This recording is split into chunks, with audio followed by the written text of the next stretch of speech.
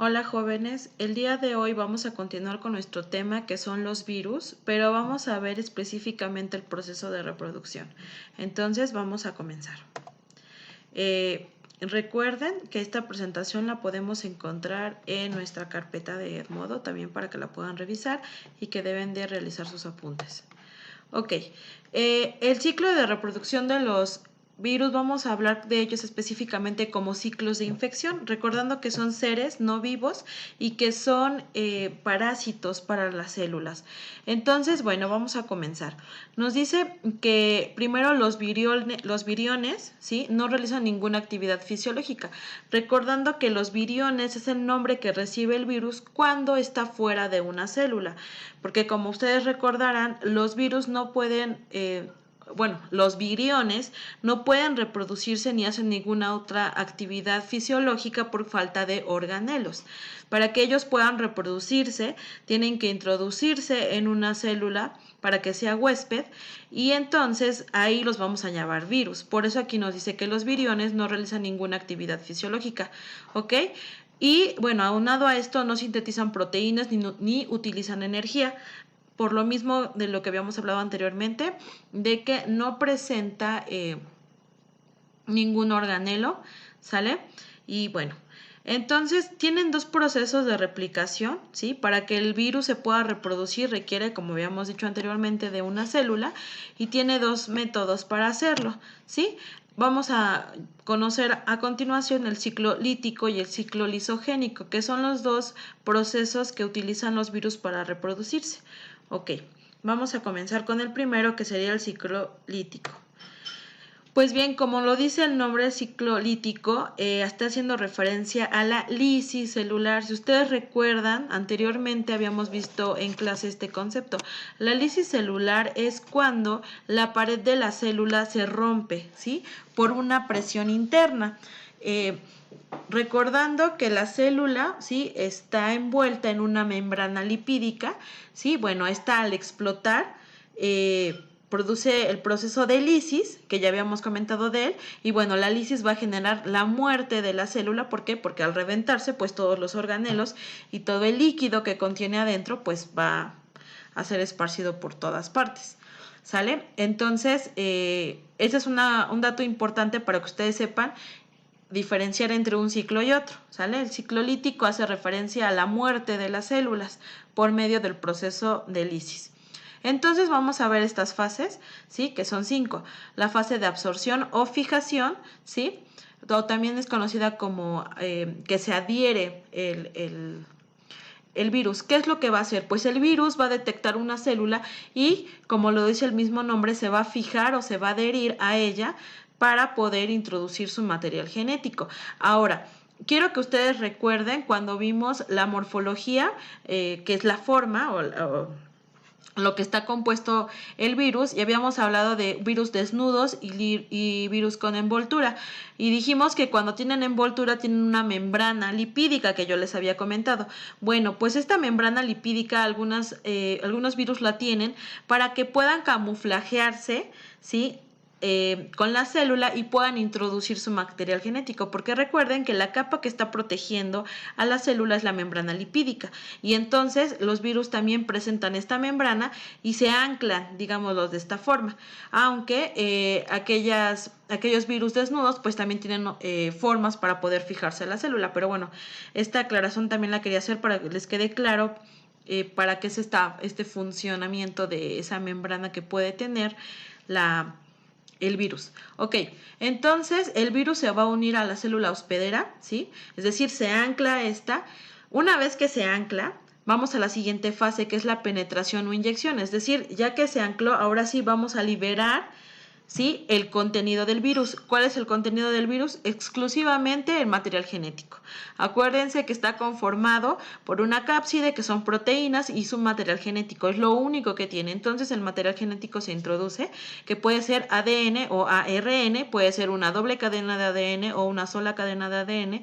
Y bueno, en el caso del ARN puede ser una sola cadena, porque acuérdense que solo tenemos una cadena, pero pueden ser 1, 2, 3 o 4 cadenas únicas que pueden estar dentro dentro de un virus. Entonces, en la fase de penetración o inyección se va a introducir el material genético. O sea, aquí nos dice, por ejemplo, aquí nos dice que el ácido nucleico puede ser ADN o podemos hablar de ácido ribonucleico, que es el ARN.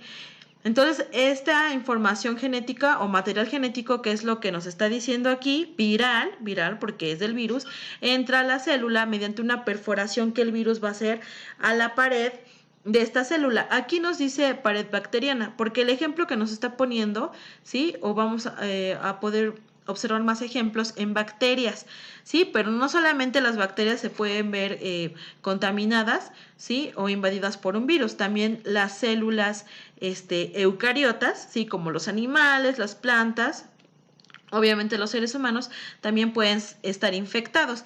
Y entonces aquí en el caso de, en lugar de pared bacteriana, pues sería, por ejemplo, la membrana celular de las células eucariotas. Aquí cuando nos habla de una pared bacteriana nos está hablando de células procariotas, ¿sale? Pero bueno, en ambos casos, sea eucariota o procariota, bacteria o animal, ¿sí? Es la misma fase de penetración, es decir, se introduce el material genético. Después tenemos la fase de eclipse, ¿sí? En esta fase no se van a observar aún copias del virus en la célula. ¿Por qué?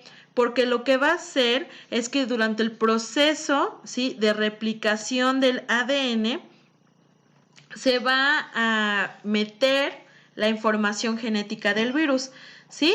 Es decir, se está produciendo una síntesis, ¿ok?, de este material genético que va a ser necesario para generar copias del ADN o el ARN del virus, ¿sale? Ahora, aquí nos dice que en esta fase no se pueden ver las copias del virus, pero fíjense, dice, se produce la síntesis del ARN, recordando, ¿sale?, que en esta parte, cuando hablamos del ARN y de los ribosomas, nos está diciendo aquí que lo que se está generando son copias de proteínas. Acuérdense que los ribosomas producen proteínas cuando vimos replicación, transcripción y traducción del ADN, pero aquí lo que el virus está indicando al meter su información genética es que se sinteticen proteínas, no las que necesita la célula, sino proteínas que necesita la cápside del virus. ¿Por qué? Porque se está duplicando el material genético del virus, pero recuerden que tiene que estar resguardando en una cápside, que son proteínas. Entonces se generan dentro de la célula estas cápsides, ¿sí? Ahora, fase de ensamblaje. En esta fase se produce la unión entre los capsómeros, que son cada una de estas proteínas, y el conjunto de los capsómeros forman la cápside. Para formar la cápside y ahora sí empaquetar el ácido nucleico o, bueno, el material genético viral dentro de ella. ¿Qué nos está diciendo? Bueno, que en la fase de eclipse se duplicó el material genético del virus y además de eso se hizo una señal para que los ribosomas producieran proteínas que requieren las cápsides. Ahora que está lista la cápside y está listo el material genético, pues va a haber un empaquetamiento, ¿sí?, dentro de ella. ¿Por qué? Porque el ADN del virus no puede salir desnudo, tiene que ir en su cápside. Y una vez que está listo esto, tenemos un ejército de virus dentro de esta célula y lo que va a pasar a continuación es la fase de lisis o ruptura, es decir, la muerte celular. ¿Por qué? Porque va a explotar completamente la célula, liberando todos los virus o esos pequeños virus que se generaron. Y estos, como ya están dentro, bueno, obviamente están dentro del sistema de, por ejemplo, una célula eucariota, como un animal o un ser vivo, un ser humano, perdón, pues en las bacterias explota la bacteria, pero va a liberar más virus y entonces van a ir contagiando a otras bacterias, porque acuérdense que la bacteria es unicelular, pero en el caso de los organismos eucariotes, pues si hablamos de un virus que se está metiendo en las células de un ser humano, pues se va a ir proliferando por todo el cuerpo o todo el organismo. Y entonces aquí en esta imagen estamos observando ese proceso. La primera parte, que es la adhesión o la fijación, ¿sí?, del virus, fíjense, primero llega y se instala. Después de esto tenemos nuestra siguiente fase, que es la de penetración o inyección. Aquí estamos viendo cómo solamente el material genético del virus está bajando ¿sí? Atravesando nuestra pared bacteriana o nuestra membrana lipídica, ¿sí? Y una vez que está eso, pues vamos a tener el proceso de eclipse, que es esta producción de material genético, y no solo de material genético, sino también de las proteínas, ¿sí? Necesarias para formar la cápside. Ahora, después, embalaje. Ya se formó nuestra cápside, ya se duplicó nuestro material genético del virus. Ahora nuestro embalaje. ¿Qué va a pasar aquí? Pues ya se están encapsulando y ahora sí estamos listos para la última fase, que es lisis y liberar todos estos virus. ¿Sale? Aquí nos dice replicación, pero bueno, tenemos que también se puede llamar, además de replicación, se puede llamar eclipse, ¿sale? Eclipse o replicación es la misma fase, ¿ok? Y entonces aquí estamos viendo este ciclo lítico que tienen las bacterias.